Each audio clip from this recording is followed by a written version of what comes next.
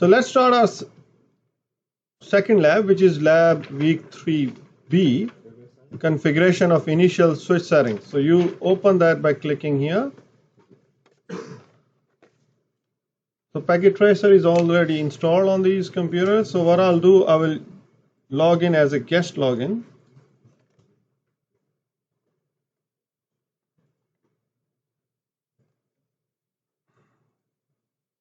And it actually forced me to wait for 11-12 seconds. So I'll wait for and then confirm guest. And then over here it says name guest, so I'll cancel it. Now that file is open. So you see it has a little bit more complex topology, in a sense that there are two switches now and two PCs. So they are connected together. So it's a small LAN. LAN stands for local area network. So I have two switches. These are the pure LAN devices, two LAN devices. They're connected via a cable, and then the computers are connected also. Now if you look at the instructions which are given for the lab to do,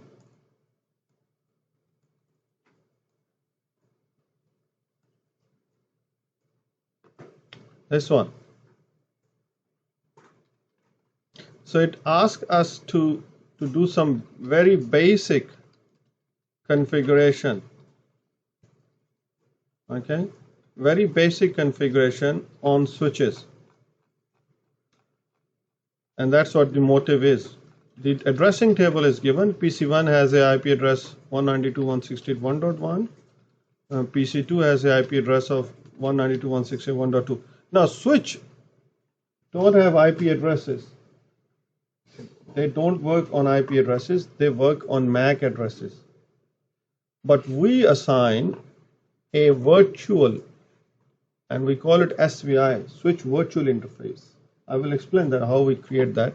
So we will create on a virtual IP interface, switch virtual interface on each switch, and then S1 will have a 192.168.1.253 IP address, and S2 will have a 192.168.1.254 IP address. Okay.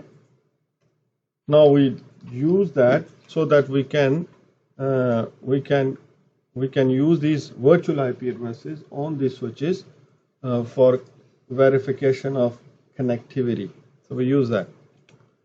Okay, so let's go with the part 1 is about the basic configuration.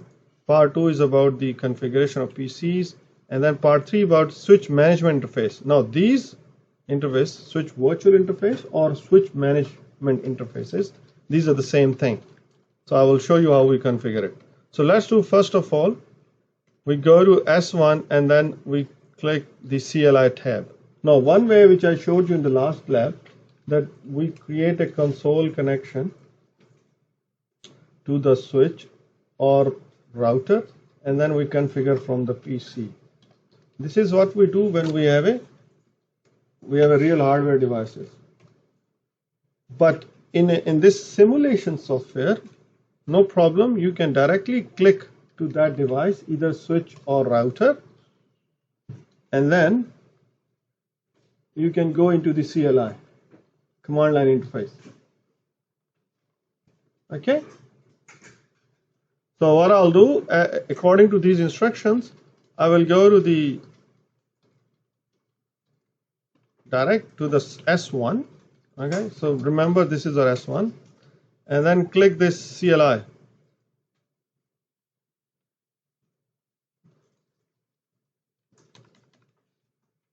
And then press enter.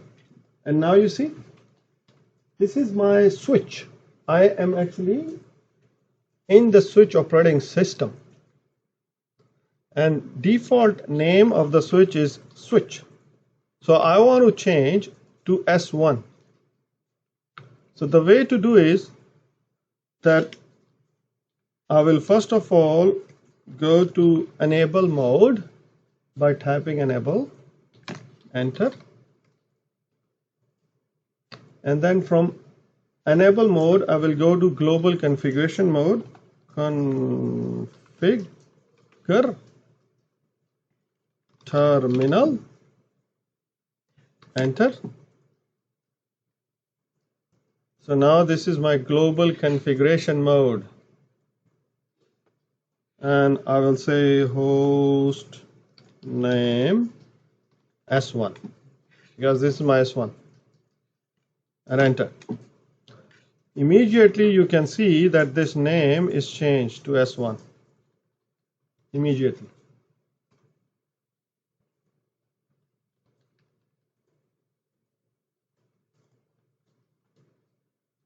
That's what the first step is.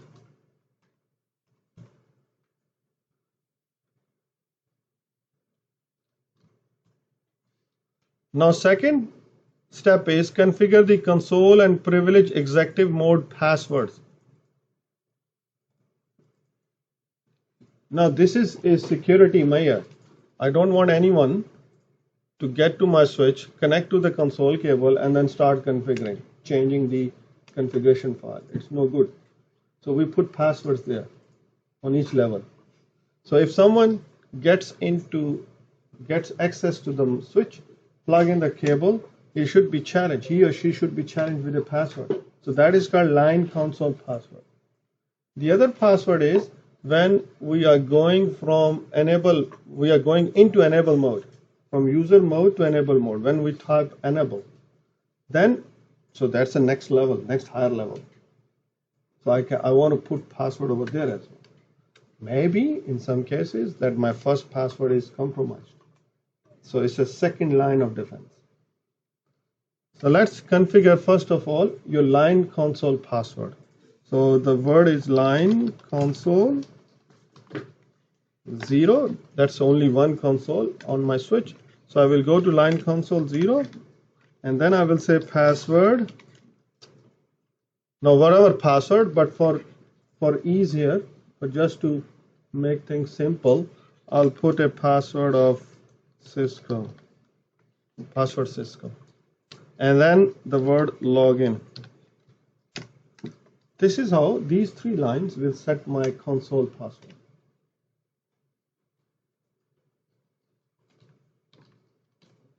And then I'll exit from here.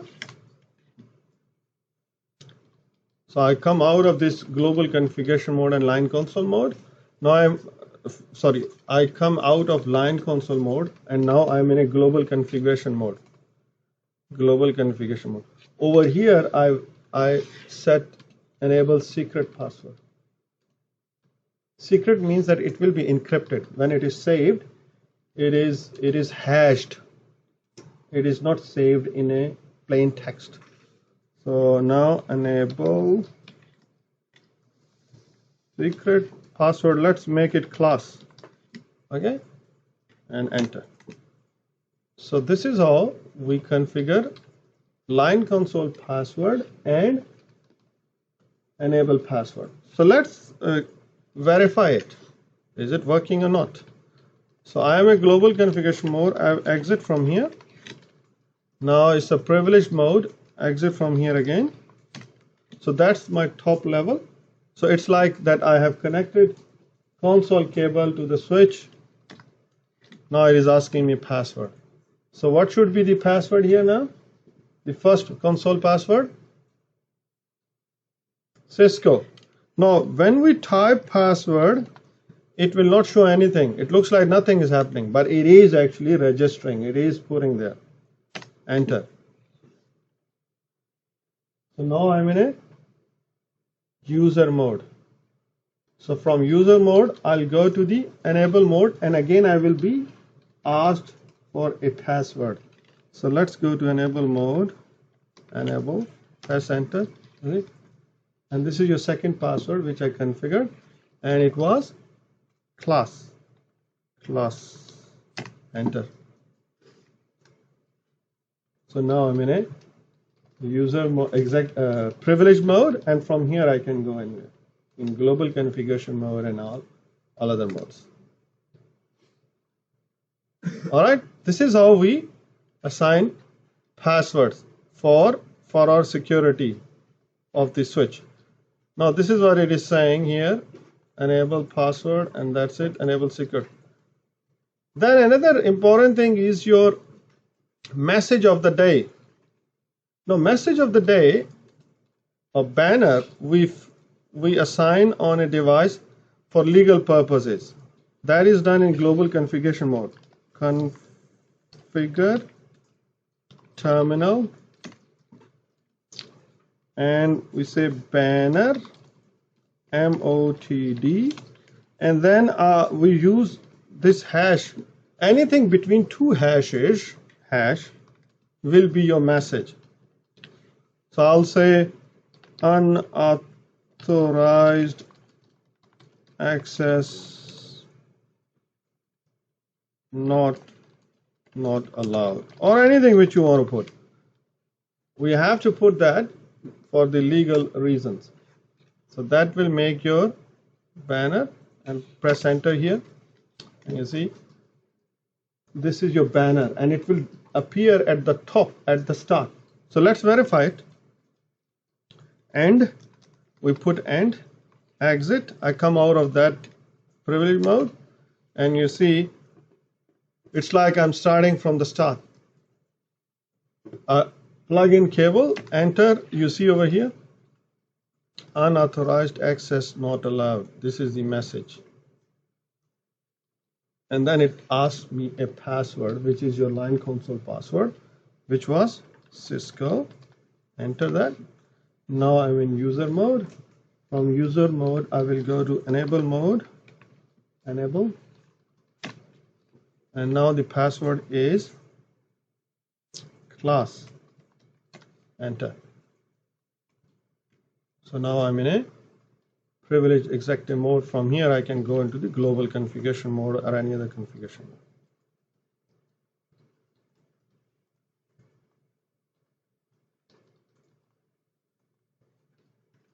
mode. Okay, now I will save this information. Now whatever we are typing here, it goes into a running configuration. It goes into RAM. Now I want to save it into NVRAM so that if router takes a reboot, this configuration file is saved over there, and router can take file over from there. So the command for that is copy running configuration source to the startup configuration. So in NVRAM, the name of that file which holds that information is called startup configuration. So it's like this. So copy running configuration to startup configuration and press enter. Now it's asking me that please confirm that your destination file name is this. I will save by pressing enter again, and it has created a configuration file there. So now if my router takes a reboot, it will first load the operating system from flash memory and then load the startup configuration from the NVRAM. Okay, so that's this step. Now this says that repeat these steps 1 through 5 on S2 as well. Okay, so I will do it quickly for your kind of, it will become a review as well. So I'm on the switch 2. I go to CLI.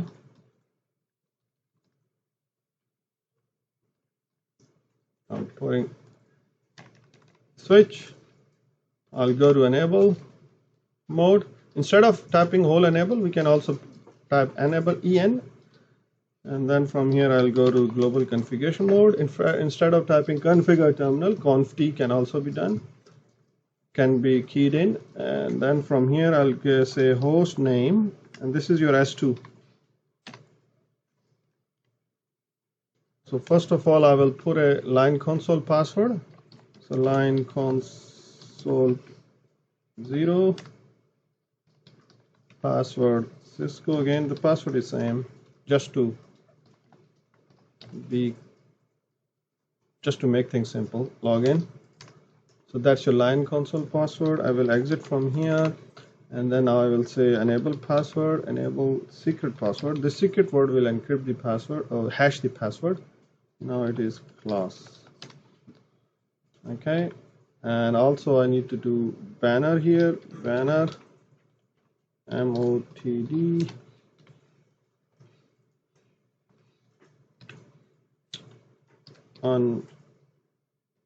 unauthorized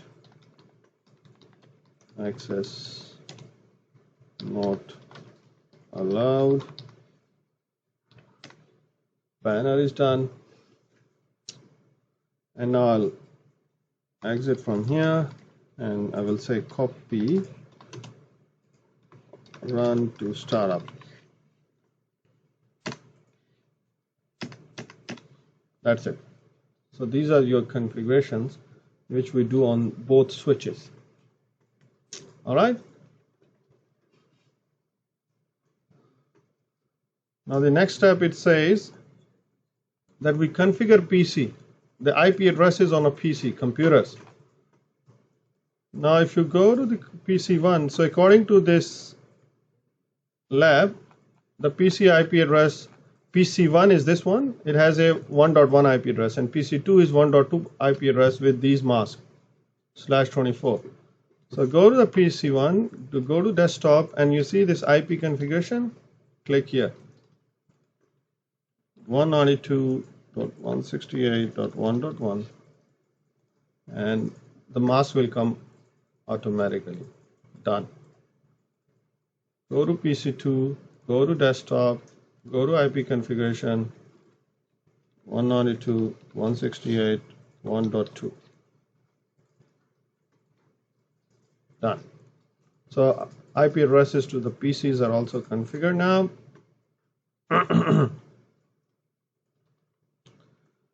Now it says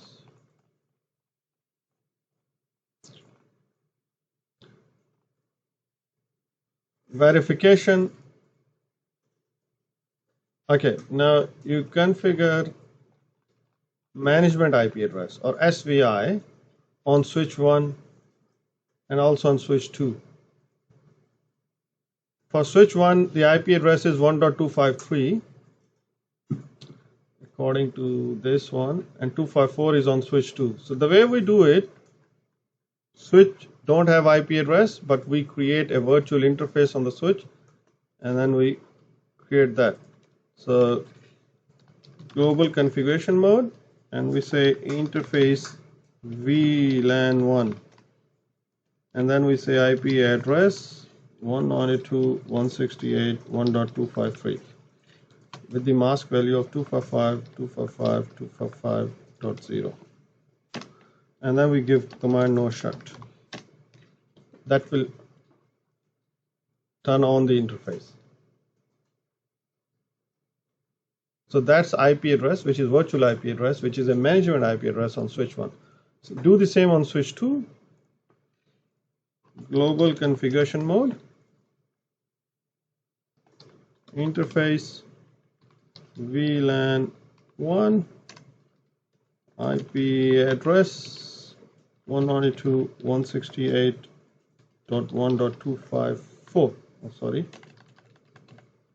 1.254 with the mask of 255.255.255.0, and then say no shut.